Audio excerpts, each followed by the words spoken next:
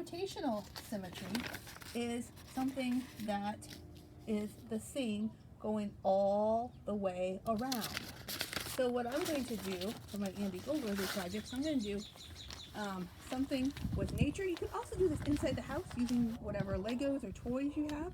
So I have my piles of my different things here, and I am going to try and make it symmetrical. So I'm going to start just by laying it out, and I want it the same top and bottom, and you can decide how many times it rotates or how many times it goes around.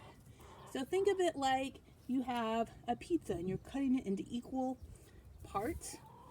So now I need one more right there. So now I have it in 8 equal parts. Something with nature. You can also do this inside the house using whatever Legos or toys you have.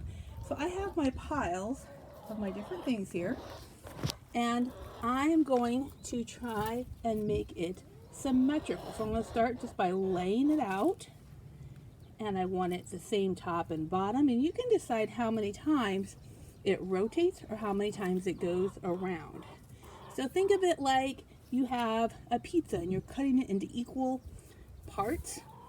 So now I need one more right there. So now I have it in 8 equal parts. So here's my fish mandala. If you notice, remember I had 8 sticks going around, and I had 8 of some of the other items. In the middle here, I only have 4 rocks. Split right along there, it would get like half a rock. But it should be the same going around. So wherever I would split it, like this would be the exact same when it turns around. And then just for fun. So here's another example. This one has a square border, but again, if I would cut it in half this way, would be the same as if I put it in half this way. If you imagine this triangle piece here would be the same as this triangle piece right here.